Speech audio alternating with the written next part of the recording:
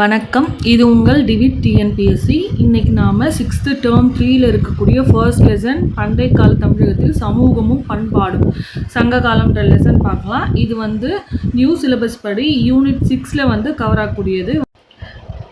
இந்த பாடத்தில் பண்டைய கால தமிழ் சமூகத்தை பற்றி அறிந்து கொள்வதற்கு முக்கிய சான்றான சங்க இலக்கியத்தை பற்றி பார்க்க போகிறோம். மூவேந்தர்களான சேர சோழ பாண்டியரோட ஆட்சி குறித்தும் அவர்களோட சமகாலத்தவர்களான குறுநில மன்னர்களை பற்றியும் பார்க்க போகிறோம். அப்புறம் பண்டைய கால தமிழகத்தின் நிர்வாக முறை, சமூக பொருளாதார நிலைகளை குறித்தும் பார்க்க போகிறோம். களப்பிர காலத்தை பற்றியும் பார்க்க போகிறோம். இப்போ சங்க காலம். சங்கம் அமைத்து தமிழை வளர்த்தவர்கள் பாண்டியர்கள். இந்த சங்கம் என்ற சொல் மதுரை பாண்டிய அரசர்களின் ஆதரவில் தழைத்தோங்கிய தமிழ் புலவர்களின் குழுமத்தை தான் சுட்டுகிறது. தமிழ் புலவர்களின் குழுமம் தான் சங்கம். இந்த புலவர்கள் இயற்றிய பாடல்கள் மொத்தமாக நாம் என்ன சொல்கிறோம்னா சங்க இலக்கியம்னு சொல்கிறோம். இவர்களோட காலத்தை தான் நாம் சங்க காலம்னு சொல்கிறோம். இப்போ இந்த பாக்ஸ் பாயிண்ட் பார்க்கலாம். ஆறுமுக நாவலர் யாழ்ப்பாணம், தாமோதரம் பிள்ளை யாழ்ப்பாணம், உவே சாமிநாத ஐயர் இவங்களாம் பனையோலையில் எழுதியிருந்த தமிழ் செவ்வியல் இலக்கியங்களையும் பண்டைய கால தமிழ் நூல்களையும் மீட்டு வெளியிடுறதுல பல ஆண்டுகளை செலவிட்டிருக்காங்க. யாருன்னா ஆறுமுக நாவலர் யாழ்ப்பாணம், தாமோதரம் பிள்ளை யாழ்ப்பாணம், உவே சாமிநாதர் ஐயர் இவங்கெல்லாம் தமிழ் நூல்களை மீட்டு வெளியிடுவதில் பல ஆண்டுகளை செலவிட்டனர். கல்வெட்டு சான்றுகள். கலிங்க நாட்டு அரசன் காரவேலனுடைய அதிகும்பா கல்வெட்டு. அதிகுமா கல்வெட்டு யாருன்னா கலிங்க நாட்டு அரசன் காரவேலனுடையது. அப்புறம் புகழூர் கல்வெட்டு எங்கே இருக்குன்னா கரூருக்கு அருகே. அசுகருடைய 2 மற்றும் 13ஆம் பேராணை கல்வெட்டு. அப்புறம் மாங்குளம், அழகர்மலை, கீழவளவு இந்த ஊரில் இருக்கிற கல்வெட்டுகள். இந்த ஊரெல்லாம் எங்கே இருக்குன்னா மதுரைக்கு அருகே இருக்குது. அப்புறம் செப்பேடுகள் வேள்விக்குடி செப்பேடு, சின்னமனூர் செப்பேடு. அகழ்வாலிருந்து பொறுக்க கிடைத்த இடங்கள் ஆதிச்சநல்லூர், அரிக்கமேறு, கொடுமணல், புகார் கொற்கை, அழகன்குளம், உறையூர். இலக்கிய சான்றுகள் தொல்காப்பியம், 8 தொகை, 10 பாட்டு, 11 கீழ்கணக்கு, பட்டினப்பாலை, மதுரை காஞ்சி, அப்புறம் சிலப்பதிகாரம், மணிமேகலை. அயல்நாட்டு ஒரு குறிப்புகள் எரித்ரியா கடலின் பெரிப்ளஸ், அப்புறம் பிலினியோட இயற்கை வரலாறு, தாலமியின் புவியியல், மெகஸ்தனிஸின் இந்திகா, ராஜாவலி, மகாவம்சம், தீபவம்சம். தொல்காப்பியம் என்றது ஒரு இலக்கண நூல். சங்க காலத்தின் கால அளவு. சங்க காலத்தோட கால அளவு கிமு 3ஆம் நூற்றாண்டு முதல் கிபி 3ஆம் நூற்றாண்டு வரை. சங்க காலத்தின் கால அளவு கிமு 3 டு கிபி 3. தமிழகத்தின் புவியியல் பரப்பு. தமிழகத்தோட புவியியல் பரப்பு சங்க காலத்தில் வடக்கே வேங்கடம், திருப்பதி மலைகள் முதல் தெற்கே கன்னியாகுமரி வரை. வடக்கில் வேங்கடம் மலையிலிருந்து தெற்கே கன்னியாகுமரி வரையும், கிழக்கிலையும் மேற்கிலையும் கடல்களை எல்லையாக கொண்டு இருந்தது தமிழகம். சங்க காலம்ன்றது ஒரு இரும்பு காலம். அப்புறம் பண்பாடு பெருங்கற்கால பண்பாடு. சங்க காலத்தோட பண்பாடு பெருங்கற்கால பண்பாடு. சங்ககால அரசு முறை முடியாட்சி. ஆட்சி புரிந்த அரச வம்சங்கள் சேரர், சோழர், பாண்டியர். தமிழ் மொழியானது லத்தீன் மொழியின் அளவிற்கு பழமையானது என்ற கருத்தை கொண்டவர் யாருன்னா கலிஃபோர்னியா பல்கலைக்கழகத்தின் தமிழ் மொழி பேராசிரியர் ஜார்ஜ் எல் ஹார்ட். அவர் எங்கே பேராசிரியராக பணிபுரிஞ்சார்னா தமிழ் மொழி பேராசிரியராக கலிஃபோர்னியா பல்கலைக்கழகத்தில் பணிபுரிஞ்சார். அவர் அவருடைய கருத்து என்னன்னா தமிழ் மொழி லத்தீன் மொழி அளவுக்கு பழமையானது.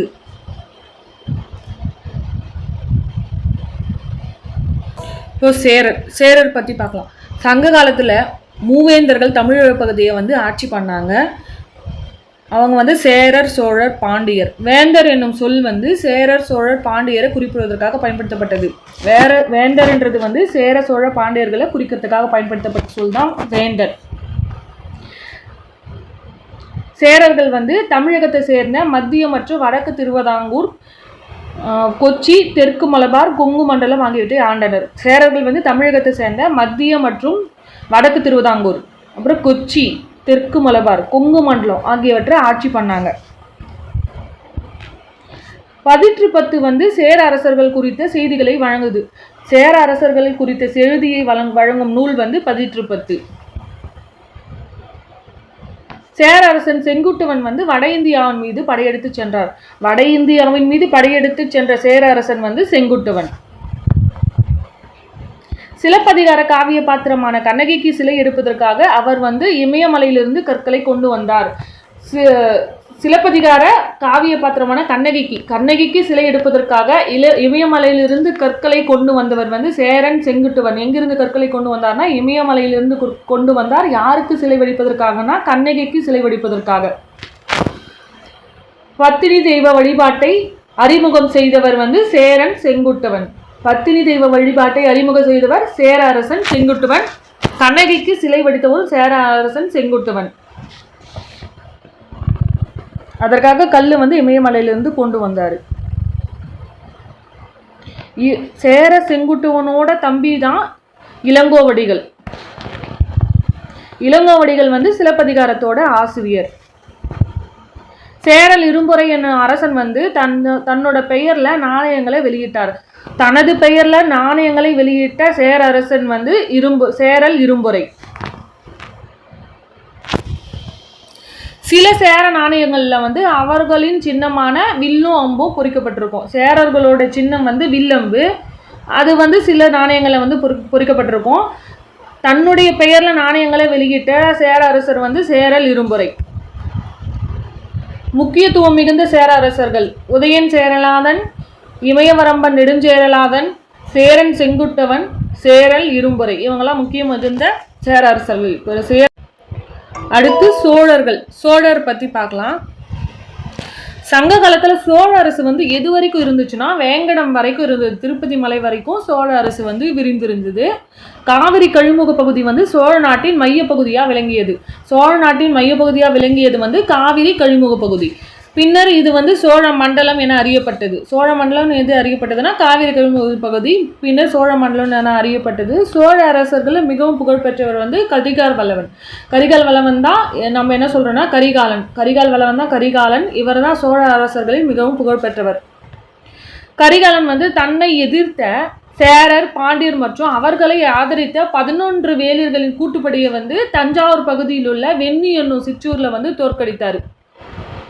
கரிகாலன் அரசன் சோழ அரசன் கரிகாலன் வந்து தன்னை எதிர்த்த சேரர், பாண்டியர் அவங்கள ஆதரிச்ச 11 வேளிர்களின் கூட்டுப்படையை வந்து எந்த இடத்துல தோற்கடித்தார்னா தஞ்சாவூர் பகுதியில் உள்ள வெண்ணி என்னும் சிற்றூர்ல வந்து தன்னை எதிர்த்த சேர, பாண்டியர் மற்றும் அவர்களுக்கு ஆதரவு தந்த 11 வேளிர்களின் கூட்டுப்படையை கரிகாலன் வந்து தோற்கடித்தார். நாடுகளை விளைநிலங்களாக மாற்றியவர் வந்து கரிகாலன். காவிரி ஆற்றின் குறுக்கே கல்லணையை கட்டியவரும் கரிகாலன் தான். சோழர்களின் துறைமுகமான புகார் இந்திய பெருங்கடலின் பல பகுதிகளிலிருந்து வணிகர்களை அதன் பால் ஈர்த்தது. சோழர்களோட துறைமுகம் வந்து புகார்.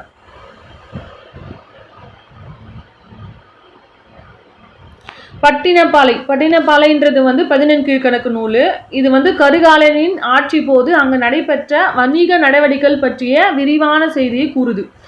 சோழ அரசன் கரிகாலனோட வணிக நடவடிக்கை பற்றி விரிவான செய்தியை கூறும் நூல் வந்து பட்டினப்பாலை.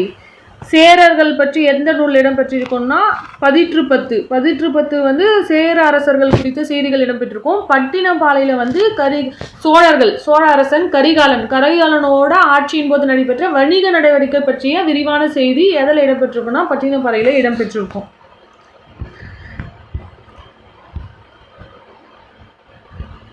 கல்லணை இது வந்து கற்களால் கட்டப்பட்ட ஒரு தடுப்பு அணை. இது எங்கே கட்டப்பட்டிருக்குன்னா காவிரி ஆற்றின் குறுக்கே இந்த அணை வந்து கட்டப்பட்டது. கல்லணை கட்டப்பட்ட போது 69,000 ஏக்கர் நிலத்திற்கு அது நீர்ப்பாசன வசதியை வழங்கியது. இதுதான் அந்த கல்லணை. முக்கியத்துவம் வாய்ந்த சோழ அரசர்கள் இளஞ்சேர்ச்சென்னி, கரிகால் வளவன், கோச்செங்கனான், கிள்ளி வளவன், பெருநர் கிள்ளி.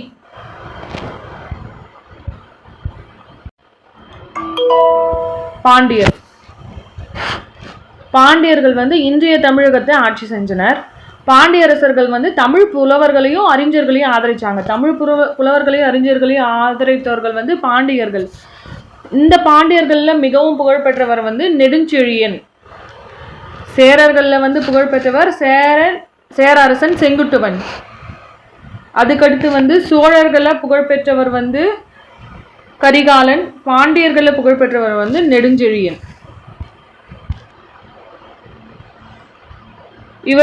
இவர் வந்து தன்னை எதிர்த்த சேரர் சோழர் அப்புறம் 5 வேளிர் ஆகியோரின் கூட்டுப்படையை வந்து தலையாலங்கானம் என்னும் இடத்துல வந்து தோற்கடித்தார். கரிகாலன், சோழ அரசன் கரிகாலன் வந்து தன்னை எதிர்த்த சேரன், பாண்டியன் மற்றும் அவர்களை ஆதரித்த 11 வேளிர்களின் கூட்டுப்படையை வந்து தஞ்சாவூர் பகுதியில் இருக்க வெண்ணி என்னும் ஊர்ல வந்து சிற்றூர்ல வந்து தோற்கடித்தார். அது வந்து கரிகாலன். பாண்டியன் நெடுஞ்செழியன் வந்து தன்னை எதிர்த்த சேரர் சோழர் 5 வேளிர்களின் கூட்டுப்படையை வந்து தலையாலங்கானம் என்ற இடத்துல வந்து தோற்கடித்தார். கொற்கையின் தலைவன் என போற்றப்படுபவர் வந்து நெடுஞ்செழியன். பாண்டிய நெடுஞ்செழியன் வந்து கொற்கையின் தலைவன் அப்படின்னு போற்றப்படுறாரு. பாண்டிய நாடு முத்துக்குளிப்புக்கு மிகவும் புகழ் பெற்றது. பாண்டிய அரசர்களும் பல நாணயங்களை வெளியிட்டிருக்காங்க. அவர்களுடைய நாணயத்துல வந்து ஒரு புறம் யானையின் உருவத்தையும் மற்றொரு புறத்துல வந்து மீனின் உருவத்தையும் கொண்டிருக்கும்.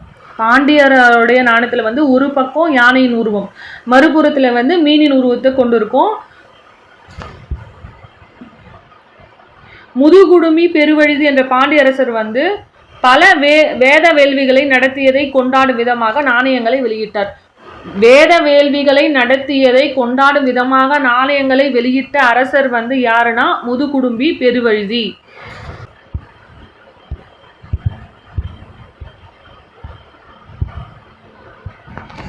அதுக்கடுத்து மூவேந்தர்கள் சூட்டி கொண்ட பட்டங்கள். சேரர்கள் வந்து எந்தெந்த பட்டங்களை சூட்டி கொண்டாங்கன்னா ஆதவன், குட்டுவன், வானவன், இரும்பொறை. ஆதவன், குட்டுவன், வானவன், இரும்பொறை இதெல்லாம் வந்து சேரர்கள் சூட்டி கொண்ட பட்டங்கள். சோழர்கள் சூட்டி கொண்ட பட்டங்கள் வந்து சென்னி, செம்பியன், கிள்ளி, வளவன். சென்னி, செம்பியன், கிள்ளி, வளவன் அதெல்லாம் வந்து சோழர்கள் சூட்டி கொண்ட பட்டங்கள். பாண்டியர்கள் வந்து மாறன், வழுதி, செழியன், தென்னர். மாறன், வழுதி, செழியன், தென்னர் வந்து பாண்டியர்கள் சூட்டி கொண்ட பட்டங்கள். முக்கியத்துவம் வாய்ந்த பாண்டிய அரசர்கள் வந்து நெடியோன், நன்மாறன், முதுகுடுமி பெருவழுதி, நெடுஞ்செழியன். முதுகுடுமி பெருவழுதி, நெடுஞ்செழியன், நெடியோன், நன்மாறன். அரசுரிமை சின்னங்கள் வந்து செங்கோல், முரசு, வெண்கொற்ற குடையெல்லாம் அரசு அதிகாரத்தின் ஒரு சின்னங்கள். மூவேந்தர்களுடைய மாலை, துறைமுகம், தலைநகர் சின்னம் பற்றி பார்க்கலாம். சேரருடைய மாலை வந்து பனம்பூ மாலை. சோழர்கள் வந்து அத்திப்பூ. பாண்டியர்கள் வந்து வேப்பம்பூ. சேரர் வந்து பனம்பூ, சோழர் வந்து அத்திப்பூ, பாண்டியர் வந்து வேப்பம்பூ மாலை. சேரர்களோட துறைமுகம் வந்து முசிறி இல்லைன்னா தொண்டி. சோழர்களோட துறைமுகம் புகார், பாண்டியர்களோட துறைமுகம் வந்து கொற்கை. பாண்டியர்கள் துறைமுகம் கொற்கை, சோழர்களின் துறைமுகம் புகார், சேரரோட துறைமுகம் வந்து முசிறி இல்லைன்னா தொண்டி. சேரர்களின் தலைநகரம் வஞ்சி அல்லது கரூர். சேரர்களுடைய தலைநகர் வந்து வஞ்சி அல்லது கரூர். சோழர்களுடைய தலைநகர் வந்து உறையூர் அல்லது புகார்ன்றது சோழர்களுடைய தலைநகர். பாண்டியர்களோட தலைநகர் வந்து மதுரை வந்து பாண்டியர்களுடைய தலைநகர். உறையூர் அல்லது புகார்ன்றது வந்து சோழர்களின் தலைநகர். வஞ்சி அல்லது கருன்றது வந்து சேரர்களுடைய தலைநகர். முசிறி, தொண்டின்றது வந்து சேரர்களுடைய துறைமுகம். சோழர்களுடைய துறைமுகம் வந்து புகார். கொற்கைன்றது வந்து பாண்டியர்களுடைய துறைமுகம். சேரர்களின் மாலை பனம்பூ, சோழர்கள் வந்து அத்திப்பூ மாலை, பாண்டியர்கள் வந்து வேப்பம்பூ மாலை. சேரர்களோட சின்னம் வில் அம்பு வந்து யாருடைய சின்னம்னா சேரர்களுடைய சின்னம். புலின்றது வந்து சோழர்களுடைய சின்னம். 2 மீன்கள் வந்து பாண்டியர்களோட சின்னம். வில்லம்பு சேரர், புலி சோழர். 2 மீன்கள் பாண்டியர்களுடைய சின்னம். நெக்ஸ்ட் குறுநில மன்னர்கள். ஆள், வேளிர், கிளார். இந்த சேர சோழ பாண்டியர்களை தவிர மிகச்சிறிய குறுநில மன்னர்களும் இருந்தாங்க. அவங்கள நாம் என்ன சொல்லுவோம்னா வேளிர் என அழைக்கப்பட்டோம். வேந்தர்னா சேர சோழ பாண்டியர், வேளிர்னா இந்த குறுநில மன்னர்கள். ஆய் என்னும் பெயர் வந்து பழந்தமிழ் சொல்லான ஆயர். பொருள் வந்து ஆயர்னா ஆணிரை மேய்ப்பவங்க, அதுதான் ஆயர். அந்த சொல்லிலிருந்து பெறப்பட்டது தான் அந்த ஆய் என்னும் சொல். சங்க காலத்து ஆய் மன்னர்கள்ல முக்கியமானவர்களின் பெயர்கள் வந்து அந்திரன், திதியன் நன்னன். அந்திரன் திதியன் நன்னன்றவங்க வந்து ஆய் மன்னர்கள். அவர்கள் அதெல்லாம் முக்கியமானவர்கள். அந்திரன் திதியன் நன்னன். புகழ்பெற்ற வேளிர்கள். வேளிர்கள் வந்து கடையெழு வள்ளல்களான பாரி காரி ஓரி பேகன் ஆய் அதியமான் நல்லி ஆகியோர் தான் வேளிர்கள். இவங்க வந்து கடையெழு வள்ளல்கள். பாரி காரி ஓரி பேகன் ஆய் அதியமான் நல்லி. கிழார் என்பவர் வந்து கிராம தலைவர். கிழார் என்பவர்கள் வந்து கிராம தலைவர். ஆள் என்றவங்க வந்து ஆணிரை மேய்ப்போர் என்ற சொல்லிலிருந்து பெறப்பட்டது தான் இந்த ஆள். இதுல முக்கியமான மன்னர்கள் வந்து அந்திரன் திதியன் நன்னன். வேளிர்கள் வந்து கடையெழு வள்ளல்கள். பாரி காரி ஓரி பேகன் ஆய் அதியமான் நல்லி. கிழார்ன்றது வந்து கிராம தலைவர். அடுத்து வந்து சங்ககால ஆட்சி அமைப்பு. அரசுரிமை. அரசுரிமைன்றது வந்து பரம்பரையானதா இருந்தது. அரசர் வந்து கோன் சொன்னாங்க. இந்த கோன்றது வந்து கோன் என்னும் சொல்லின் சுருக்கம் தான் கோ. அரசர்கள் வேறு எந்தெந்த பெயர்களால் அழைக்கப்பட்டாங்கன்னா வேந்தன் கோன் மன்னன் கொற்றவன் இறைவன் என்னும் பெயர்களாலும் அரசர்கள் அழைக்கப்பட்டாங்க. கோன்றது வந்து கோன் என்னும் சொல்லினுடைய சுருக்கம். அரசுரிமை வந்து பரம்பரையானது. வேந்தன் கோன் மன்னன் கொற்றவன் இறைவன் என்னும் வேறு பெயர்களாலும் அரசர்கள் வந்து அழைக்கப்பட்டாங்க. பொதுவா ஆட்சி செஞ்சிட்டு இருக்க அரசருடைய மூத்த மகன் தான் அடுத்து வந்து அரியணை ஏறினார். பட்டம் சுட்டப்படும் விழாவை என்னன்னு சொல்லுவாங்கன்னா அரசு கட்டிலேறுதல் அல்லது முடிச்சூட்டு விழான்னு சொல்லுவாங்க. பட்டத்து இளவரசர் வந்து கோமகன் சொல்லுவாங்க. பட்டத்து அரசர் வந்து கோ. பட்டத்து இளவரசர் வந்து கோமகன். அந்த இளவரசரோட தம்பி வந்து இளையோர். அவருக்கு தம்பியா இருக்கிற அவங்களுக்கு இளையோரா இருக்கிறவங்க வந்து என்னன்னு சொல்லுவாங்கன்னா இளங்கோன்னு சொல்லுவாங்க. இளஞ்செழியன்னு சொல்லியிருக்காங்க. இளஞ்சேரல் எனவும் அழைக்கப்பட்டிருக்காங்க. அரசருக்கு வருமானம் எப்படி வந்துச்சுன்னா வரி மூலம் தான் பெறப்பட்டுச்சு. நிலவரியே வருவாயின் முக்கிய ஆதாரமா இருந்தது. நிலவரி தான் வருவாயோட முக்கிய ஆதாரம். அரசருக்கு வருவாயின் முக்கிய ஆதாரமாக இருந்தது வந்து நிலவரி. அரசருக்கு வரிகள் மூலமாக தான் வருமானம் வந்து பெறப்பட்டது. இறை என்று அழைக்கப்பட்ட வரி வந்து நிலவரி. அரசருடைய வருவாயின் முக்கிய ஆதாரமாக இருந்தது வந்து நிலவரி தான். அதை வந்து இறைன்னு சொன்னாங்க. இதை தவிர வேறு சில வரிகளும் வசூலிக்கப்பட்டது. அது என்னென்னா சுங்கவரி, கப்பம், தண்டம்.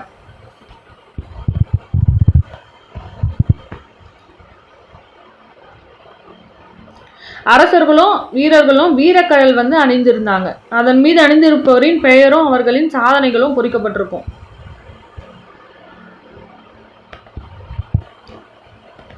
புறமுதுகில் காயமடைவது அவமானமாக கருதினாங்க. போரின் போது புறமுதுகில் காயம்பட்டதற்காக அரசர்கள் வந்து சாகும் வரை உண்ணாவிரதம் இருந்து உயிரை மாய்த்து கொண்ட நிகழ்வுகளும் நடந்திருக்கான்.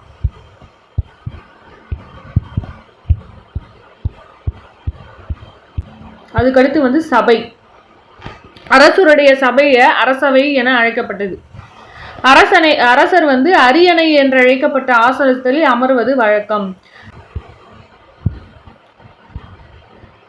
அவரை சுற்றி அதிகாரி, சிறப்பு விருந்தினர், அவை புலவர்கள் ஆகியோர்கள் வந்து அமர்ந்திருப்பாங்க. அரசர்கள் வந்து 5 வித கடமைகளை செய்தனர்.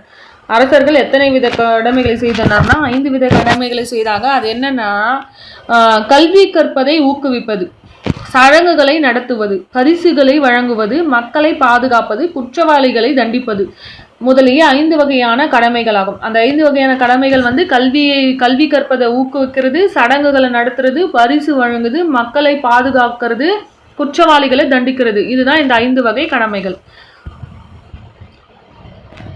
தூதுவர்கள் வந்து அரசரால் பணியில் அமர்த்தப்பட்டாங்க. அரசருக்கு வந்து நிர்வாகத்தில் பல அதிகாரிகள் வந்து உதவி செய்வாங்க. அவங்கள வந்து 2 குழுக்களாக பிரித்தாங்க. ஒன்று வந்து ஐம்பெருங்குழு, இன்னொன்று எண்பேராயம். ஐம்பெருங்குழுன்றது வந்து 5 உறுப்பினர்களை கொண்டது. எண்பேராயம்ன்றது வந்து 8 உறுப்பினர்களை கொண்டது. இவர்கள் வந்து அரசர்களுக்கு நிர்வாகத்தில் உதவி செய்வதற்காக பணியில் அமர்த்தினாங்க. அதுக்கடுத்து வந்து படை. அரசருடைய படை என்று அழைக்கப்பட்ட இராணுவம் வந்து 4 பிரிவுகளை கொண்டிருந்தது. படை வந்து எத்தனை பிரிவுகளை கொண்டிருந்ததுன்னா 4 பிரிவுகளை கொண்டிருந்தது. அவை வந்து காலாட்படை, குதிரைப்படை, யானைப்படை, தேர்ப்படை. அரசருடைய படை எத்தனை வகையாக பிரிக்கப்பட்டிருந்ததுன்னா 4 வகையாக பிரிக்கப்பட்டிருந்தது. அவை வந்து காலாப்படை, குதிரைப்படை, யானைப்படை, தேர்ப்படை. படைத்தலைவர் வந்து தானை தலைவன் அப்படின்னு அழைச்சாங்க. படைத்தலைவரை என்னன்னு சொல்லுவாங்கன்னா தானை தலைவன்.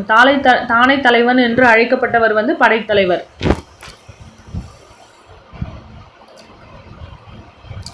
அந்த காலத்தில் பயன்படுத்தப்பட்ட முக்கியமான ஆயுதங்கள் வந்து வேல், கேடயம், தோமாரம். தோமாரம்னா எரிஈட்டி. தோமாரம்ன்றது வந்து எரிஈட்டி, ஈட்டி, வில், அம்பு இவற்றையெல்லாம் பயன்படுத்தியிருக்காங்க. தோமாரம்ன்றது வந்து எரிஈட்டி. ஆயுதங்கள் வைக்கப்பட்டிருந்த இடத்தை வந்து படைக்கொட்டில்னு சொன்னாங்க. ஆயுதங்கள் வைக்கப்பட்டிருந்த இடம் வந்து படைக்கொட்டில். கோட்டைகள் வந்து அரண்களாலும் ஆழமான அகழிகளாலும் பாதுகாக்கப்பட்டுச்சு. போர் முரசும் கடவுளாகவே கருதி வழங்கப்பட்டது. சட்டமும் நீதியும். அரசர் தான் இறுதியான மேல்முறையீட்டு நீதிமன்றம் ஆவார். தலைநகரில் நீதிமன்றம் வந்து அவைன்னு சொன்னாங்க. கிராமங்கள்ல தீர்ப்பு வழங்க இடங்கள் வந்து மன்றங்கள் சொன்னாங்க. உள்ளாட்சி நிர்வாகம் ஒட்டுமொத்த ஆட்சி பகுதியும் மண்டலம்னு சொன்னாங்க. இந்த மண்டலங்கள் வந்து நாடுகளாக பிரிக்கப்பட்டது. நாடுகள் வந்து பல கூற்றங்களாக பிரிக்கப்பட்டது. ஊர், அது வந்து என்னன்னா ஊருன்றது வந்து கிராமம், பேரூர்ன்றது வந்து பெரிய கிராமம், சிற்றூர்ன்றது வந்து சிறிய கிராமம், மூதூர்ன்றது வந்து பழமையான கிராமம் என அழைக்கப்பட்டது. கடற்கரையோர நகரங்களுக்கு வந்து பட்டினம் என பெயர் வச்சாங்க. புகார் என்பது துறைமுகங்களை குறிக்கும் பொதுவான சொல். துறைமுகங்களை குறிக்கும் பொதுவான சொல் வந்து புகார். கடற்கரையோட நகரங்களுக்கு வந்து பட்டினம்னு பெயர் வச்சாங்க. முக்கிய நகரங்கள்: புகார், உறையூர், கொர்க்கை, மதுரை, முசிறி, வஞ்சி அல்லது கரூர், காஞ்சி ஆகியவை முக்கிய நகரம். திணை சார்ந்த சங்ககால சமூகம். நிலம் வந்து 5 திணைகளாக பிரிக்கப்பட்டது. நிலம் வந்து எத்தனை திணைகளாக பிரிக்கப்பட்டதுன்னா 5 திணைகள். மருத நிலம். மருத நிலம்ன்றது வந்து மென்புலம், நன்செய். மென்புலம்னா நன்செய் என அழைக்கப்பட்டது. மருத நிலம் வந்து மென்புலம்னா நன்செய்ன்னு அழைக்கப்பட்டது. நஞ்சைன்னு அழைக்கப்பட்டது வந்து மருத நிலம். அதில் வந்து நெல்லும் கரும்பும் விளைச்சாங்க. மருத நிலம் வந்து மென்புலம், அதாவது நன்செய்ன்னு சொன்னாங்க. இதில் வந்து நெல்லும் கரும்பும் விளைச்சாங்க. நெய்தல் தவிர மற்றவை வன்புலம். நெய்தல் நிலத்தை தவிர மற்றவை எல்லாம் வன்புலம். புன்செய். மென்புலனா நன்செய், அது வந்து மருத நிலம். அதில் வந்து நெல்லும் கரும்பும் விளைவிச்சாங்க. நெய்தல் தவிர மற்றவை வந்து வன்புலம். வன்புலம்னா புன்செய். அவற்றில் வந்து தானியங்களும் பருப்பு வகைகளும் விளைச்சாங்க. இப்போ 5 திணைகளை பற்றியும் நிலம், தொழில், மக்கள், கடவுளை பற்றி பார்க்கலாம். ஃபர்ஸ்ட் குறிஞ்சி. குறிஞ்சின்றது வந்து மலையும் மலை சார்ந்த இடமும். அவர்களுடைய தொழில் வந்து வேட்டையாடுதல் அல்லது சேகரித்தல். அவங்களுடைய மக்களை வந்து குறவர், குறத்தையர்னு சொல்லுவோம். குறிஞ்சி நில மக்களுடைய கடவுள் வந்து முருகன். அடுத்து முல்லை. முல்லைன்றது வந்து காடும் காடு சார்ந்த இடம் தான் முல்லை. அவங்களுடைய தொழில் வந்து ஆணிரை மேய்த்தல். அவங்களுடைய மக்கள், முல்லைநில மக்கள் வந்து ஆயர், ஆய்ச்சியர்னு சொல்லுவாங்க. முல்லைநில கடவுள் வந்து மாயோன். அடுத்து மருதம். மருதம்ன்றது வந்து வயலும் வயல் சார்ந்த இடமும். அவங்களுடைய தொழில் வந்து வேளாண்மை. மருதநில தொழில் வந்து வேளாண்மை. மருதநில மக்கள் வந்து என்னன்னு சொல்லுவாங்கன்னா உழவன், உழத்தியன்னு சொல்லுவாங்க. அவங்களுடைய கடவுள் வந்து இந்திரன்.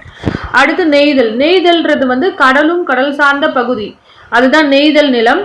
அவங்களுடைய தொழில் வந்து மீன்பிடித்தல் அல்லது உப்பு உற்பத்தி. நெய்தல் மக்கள் வந்து என்னன்னு சொல்லுவாங்கன்னா பரதவர், உலத்தியர்னு சொல்லுவாங்க. அவங்களுடைய கடவுள் நெய்தல் நில கடவுள் வந்து மக்களின் கடவுள் வந்து வருணன்.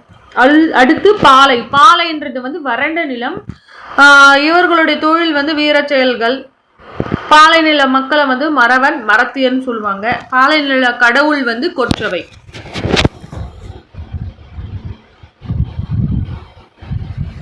சங்க காலத்தில் பெண்களின் நிலை. சமூக வாழ்வில் பெண்களுக்கு வந்து கட்டுப்பாடுகள் கிடையாது. கற்றறிந்த அறிவு கூர்மையுடைய பெண்கள் வந்து சங்க காலத்தில் இருந்திருக்காங்க. 40 பெண் புலவர்கள் வாழ்ந்து அரிய நூல்களை கொடுத்து சென்றிருக்காங்க. சங்க காலத்தில் எத்தனை பெண் புலவர்கள் வாழ்ந்திருக்காங்கன்னா 40 பெண் புலவர்கள். திருமணன்றது வந்து சொந்த விருப்பத்தை சார்ந்து இருந்திருந்தது. கற்பு பெண்களின் மிக சிறந்த ஒழுக்கமாக கருதப்பட்டது. பெற்றோரின் சொத்துக்கள்ல மகனும் மகளும் சம அளவு பங்கை பெற்றிருந்தாங்க. சங்க காலத்தில் பெற்றோர்களின் சொத்துக்கள்ல வந்து மகனும் மகளும் சமமான பங்கை வந்து பெற்றிருந்தாங்க. சங்ககால பெண்பார் புலவர்கள் வந்து ஔவையார், வெள்ளி வீதியார், காக்கை பாடினியார், ஆதிமந்தியார், பொன்முடியார். ஔவையார், வெள்ளி வீதியார், காக்கை பாடினியார், ஆதிமந்தியார், பொன்முடியார் இவங்கெல்லாம் வந்து சங்ககால பெண் புலவர்கள். சங்ககால சமய நம்பிக்கைகள் மற்றும் சமூக பிரிவுகள். மக்களுடைய முதன்மை கடவுள் வந்து சேயோன் அல்லது முருகன். மக்களோட முதன்மை கடவுளா இருந்தது வந்து முருகன். சங்க காலத்தில் வழிபட்ட யானை கடவுள் வந்து சிவன், மாயோன்றவர் வந்து விஷ்ணு, இந்திரன், வருவனன் மற்றும் கொற்றவை ஆகியோர்களையும் வழங்கியிருக்காங்க. நடுகள் வழிபாடும் வழக்கத்தில் இருந்திருக்கு. பௌத்த மதமும் சமண மதமும் கூட இருந்திருக்கு. ஆனால் வடபகுதியில் வளர்ந்திருந்தது போன்ற தமிழகத்தில் வந்து சாதி முறை வளர்ந்திருக்கவில்லை. சங்க காலத்தில் தமிழகத்தில் சாதி முறை வளர்ந்திருக்கவில்லை. எங்கே சாதி முறை வளர்ந்திருந்ததுன்னா வடபகுதியில் வளர்ந்திருந்தது. அந்த மாதிரி தமிழகத்தில் வந்து சாதி முறை வளர்ந்திருக்கவில்லை. ஒப்பீட்டளவில் வர்ணாசிரம முறை தொழிலை அடிப்படையாக கொண்ட திராவிட தென்னாட்டில் பின்னர் வந்ததே ஆகும். வர்ணாசிர முறை ஒப்பீட்டளவில் வர்ணாசிர முறைன்றது வந்து தொழிலை அடிப்படையாக கொண்டது. அது வந்து திராவிட தென்னாட்டில் வந்து எப்போ வந்ததுன்னா அதுக்கு அப்புறமா தான் வந்திருக்கும். அப்புறம் வீரக்கல், நடுக்கல் அப்படின்னா பண்டைய கால தமிழர்கள் வந்து போர்க்களத்தில் மரணமுற்ற வீரர்கள் மேல் பெரும் மரியாதை கொண்டிருந்தாங்க. போரில் மரணம் அடைந்த வீரனின் நினைவை போற்றுவதற்காக நடப்பட்டது தான் இந்த நடுக்கற்கள். மற்றும் அணிகலன்கள். பொருளாதார வசதி மிக்க மக்கள் வந்து மஸ்லின், பட்டு, பருத்தி இழை துணிகளால் ஆன ஆடைகளை வந்து அணிஞ்சாங்க. சாதாரண மக்கள் வந்து பருத்தியினால் ஆன இரு துண்டுகளால் ஆன ஆடைகளை வந்து அணிந்திருந்தாங்க. சங்க இலக்கியங்கள் வந்து பாம்பின் தோலை காட்டிலும் மென்மையான துணிகளை பற்றி குறிப்பிடுகிறது. அது வந்து கலிங்கம். அந்த துணி வந்து கலிங்கம்னா பாம்பின் தோலை காட்டிலும் மென்மையாக இருக்கிற துணி தான் கலிங்கம் சொல்லுவோம். இந்த கலிங்கம் பற்றி சங்க இலக்கியங்கள் வந்து குறிப்பிடுது. கலைகள். பலவிதமான இசைக்கருவிகளான முரசு, புல்லாங்குழல், யாழ் போன்றவை பற்றி பல குறிப்புகள் வந்து இருக்குது. கரிகாலன் வந்து இசையின் 7 ஸ்வரங்கள் குறித்து பெரும் புலமை பெற்றிருந்தான். அதனால் இவரை வந்து ஏழிசை வல்லான்னு சொல்லுவோம். ஏழிசை வல்லான்றவர் வந்து கரிகாலன். எதனாலனா அவர் வந்து இசையின் 7 ஸ்வரங்கள் குறித்தும் பெரும் புலமை பெற்றிருந்தார். பாடல்கள் பாடும் புலவர்களை வந்து பாணர், விரலியர்னு சொன்னாங்க. பாடல்கள் பாடும் புலவர்களை வந்து பாணர், விரலியர் அப்படின்னு அழைச்சாங்க. கணிகையர் வந்து நடனங்களை நிகழ்த்தினார். நடனம் ஆடுறவங்க வந்து கரிகையர். கூத்து, நாட்டுப்புற நாடகம் வந்து சங்ககால மக்களுடைய மிக முக்கியமான பண்பாட்டு அம்சமாக விளங்கியது. சங்க காலத்து மக்கள் வந்து முத்தமிழ் என்னும் கோட்பாட்டை வந்து உருவாக்கினார். அந்த முத்தமிழ்ன்றது வந்து இயல், இசை, நாடகம். தொழில். மக்களின் மிக முக்கியமான தொழில்கள் வந்து வேளாண்மை, ஆணிரை மேய்த்தல், மீன் பிடித்தல், வேட்டையாடுதல். விழாக்கள் மற்றும் பொழுதுபோக்கு வந்து மக்கள் பல்வேறு விழாக்களை வந்து கொண்டாடினாங்க. அறுவடை திருநாள்னா பொங்கல், கார்த்திகை தீபம் அவற்றில் வந்து அதெல்லாம் வந்து சில வகையாகும். இந்திர விழான்றது வந்து தலைநகரில் கொண்டாடப்பட்டது. நடனமாடுதல், எருதுச்சண்டை, சேவல் சண்டை, தாயமாடுதல், வேட்டையாடுதல், மல்யுத்தம் செய்தல், ஊஞ்சலாடுதல் ஆகியன அவற்றில் முக்கியமானவை. வேடிக்கை நிகழ்ச்சிகளில் முக்கியமானது இதெல்லாம். அப்புறம் குழந்தைகள் பொம்மை வண்டிகள் ஓட்டியும் மணல் வீடு கட்டியும் விளையாடினாங்க. வணிகம் வந்து 3 நிலைகளில் நடைபெற்றது. உள்ளூர், உள்நாட்டில், கடல் கடந்து வெளிநாட்டில் அப்படின்னு 3 நிலைகளை வந்து நடைபெற்றுச்சு. கடற்கரையோரமாக பொருட்களை பாதுகாக்கிறதுக்காக சேமிப்பு கிடங்குகள் வந்து கட்டப்பட்டன. முக்கிய துறைமுகங்களில் கலங்கரை இலங்கு சுடர் என்னும் ஒளிவிளக்கு கோபுரங்கள் வந்து இருந்தது. பண்டமாற்று முறை பரவலாக வழக்கத்தில் இருந்தது. புகார், மதுரை போன்ற முக்கியமான நகரங்களில் 2 வகையான சந்தைகள் வந்து இருந்தது. மதுரையில் நாலங்காடி எனப்படும் காலை நேர சந்தையும், அல்லங்காடி எனப்படும் மாலை நேர சந்தையும் இருந்திருக்கு.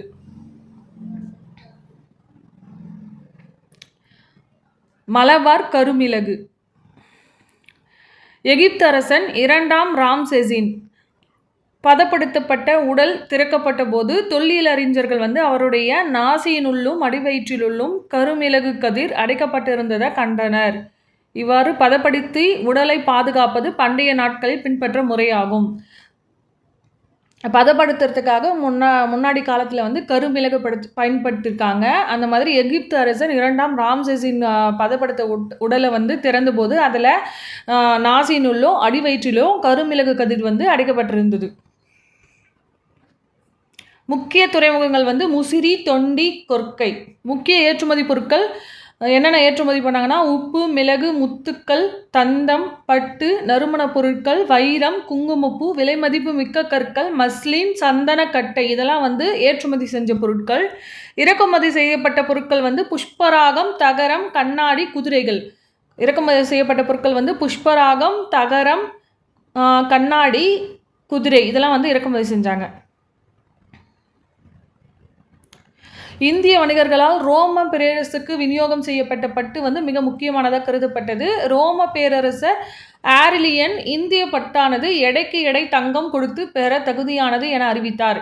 இந்திய பட்டு வந்து எடைக்கு எடை தங்கம் கொடுத்து வாங்குற அளவுக்கு தகுதியாக இருக்கும்னு சொன்னவர் யாருன்னா ரோம பேரரசர் ஆரிலியன்.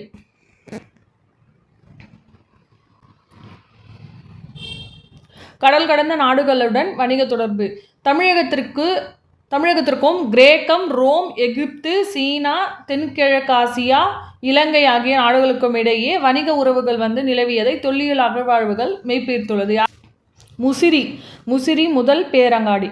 ரோம் நாட்டை சேர்ந்த மூத்த பிலினி தன்னுடைய இயற்கை வரலாறு என்ற நூலில் முசிறியை இந்தியாவின் முதல் பேரங்காடி என குறிப்பிட்டிருக்கார். முசிறியை இந்தியாவின் முதல் பேரங்காடி என குறிப்பிட்டவர் யாருன்னா பிலினி. எதுலனா அவருடைய இயற்கை வரலாறு என்ற நூலில் வந்து குறிப்பிட்டிருக்காரு. ரோமானியரின் குடியிருப்பு இருந்த முசிறியில் அகஸ்டஸ் கடவுளுக்காக கோவில் ஒன்று கட்டப்பட்டிருந்தது. அகஸ்டஸ் கடவுளுக்கான கோவில் எங்கே கட்டப்பட்டிருந்ததுன்னா ரோமானியரின் குடியிருப்பு இருந்த முசிறியில் வந்து ரோமானிய குடியிருப்பு இருந்த பகுதியில் வந்து அகஸ்டஸ் கடவுளுக்காக கோவில் ஒன்று கட்டப்பட்டிருந்தது. கிமு 2ஆம் நூற்றாண்டை சேர்ந்த பாப்பிரஸ் ஒப்பந்த பத்திரத்தில் வியன்னாவில் உள்ள அருங்காட்சியகத்தில் உள்ளது. அந்த பத்திரம் வந்து இப்போ வியன்னாவில் உள்ள அருங்காட்சியகத்தில் இருக்குது. அலெக்சாண்டிரியாவை சேர்ந்த வணிகர் ஒருவருக்கும் முசிறியை சேர்ந்த ஒரு வணிகருக்கும் இடையே மேற்கொள்ளப்பட்ட வணிக ஒப்பந்த பதிவு செய்யப்பட்டுள்ளது. அந்த பத்திரம் எங்கே இருக்குன்னா பாப்பிரஸ் அந்த பத்திரம் வந்து பாப்பிரஸ் ஒப்பந்த பத்திரம் எங்கே இருக்குன்னா வியன்னாவில் உள்ள அருங்காட்சியகத்தில் இருக்குது. எந்த ஆண்டை சேர்ந்ததுன்னா கிமு 2ஆம் நூற்றாண்டை சேர்ந்தது. யாருக்கு இடையே நடந்த வணிக ஒப்பந்தம்னா அலெக்சாண்டிரியாவை சேர்ந்த வணிகர் ஒருத்தருக்கும் முசிறியை சேர்ந்த வணிகருக்கும் இடையே மேற்கொள்ளப்பட்ட வணிக ஒப்பந்தம். களப்பிரர்கள் கிபி 3ஆம் நூற்றாண்டு இறுதியில் வந்து சங்ககாலம் படிப்படியாக தனது சரிவை சந்திச்சது. சங்க காலத்தை தொடர்ந்து களப்பிரர்கள் வந்து தமிழகத்தை கைப்பற்றி 2½ நூற்றாண்டுகள் வந்து ஆட்சி செஞ்சாங்க. களப்பிரர்களை பற்றி அறியறதுக்கு நமக்கு குறைவான குறிப்புகள் தான் கிடைச்சிருக்கு. அவர்களை விற்று சென்ற நினைவுச்சின்னங்கள், தொல்கலை பொருட்கள் என எதுவும் கிடையாது. ஆனால் அவர்களின் ஆட்சி குறித்த இலக்கியங்களில் சான்றுகள் உள்ளன. இலக்கியங்களில் வந்து சான்றுகள் இருக்குது அவர்களுடைய ஆட்சி பற்றி. யாருடைய ஆட்சி பற்றினா களப்பிரர்களினுடைய ஆட்சி பற்றி இலக்கிய சான்றுகள் வந்து தமிழ் நாவலர் சரிதை, யாப்பெருங்கலம், பெரிய புராணம். தமிழ் நாவலர் சரிதை, யாப்பெருங்கலம், பெரிய புராணம் இதெல்லாம் வந்து இலக்கிய சான்றுகள். சீவக சிந்தாமணி, குண்டலகேசி வந்து இந்த களப்பிரர் காலத்தில் தான் எழுதப்பட்டது. சீவக சிந்தாமணி, குண்டலகேசியும் யாருடைய காலத்தில் ஏற்றப்பட்டதுன்னா களப்பிரர் காலத்தில். இலக்கிய சான்றுகள் வந்து தமிழ் நாவலர் சரிதை, யாப்பெருங்கலம், பெரிய புராணம். தமிழகத்தில் பௌத்தமும் சமணமும் முக்கியத்துவம் பெற்ற காலம்னா அது களப்பிரர் காலம் தான். சமஸ்கிருதம், பிராகிருதம் ஆகிய மொழிகளின் அறிமுகத்தால் வட்டெழுத்து என்னும் ஒரு புதிய எழுத்து முறை வந்து உருவாச்சு. 14 கீழ்கணக்கு சேர்ந்த பல நூல்கள் வந்து இந்த காலத்தில் தான் இயற்றப்பட்டது. இக்காலத்தில் வணிகமோ வர்த்தகமோ தொடர்ந்து செழித்துவங்கியது. அதனால் களப்பிரர் காலமானது பொதுவாக சித்தரிக்கப்பட்டது போன்று இருண்ட காலம் கிடையாது. பாடச்சுருக்கம். சங்கம் என்னும் சொல் வந்து புலவர்களின் குழுமத்தை குறிக்கிறது தான் சங்கம். இவ்வமைப்பு வந்து மதுரையில் பாண்டிய அரசர்களின் ஆதரவால் தழைத்தோங்கியது. சங்க காலத்தில் சேர, சோழ, பாண்டியர் ஆகிய மூவேந்தர்களும் தமிழ் பகுதியை ஆட்சி பண்ணாங்க. தமிழக பகுதியை கிபி 3ஆம் நூற்றாண்டு இறுதியில் சங்ககாலம் வந்து முடிவுற தொடங்கியது. தமிழகத்தை களப்பிரர்கள் கைப்பற்றினாங்க. அவர்களின் ஆட்சிக்கான ஆதாரங்கள் வந்து சமண பௌத்த இலக்கியங்களில் காணப்படுது. அவ்வளோதான். இதோட இந்த லெசன் முடிஞ்சது.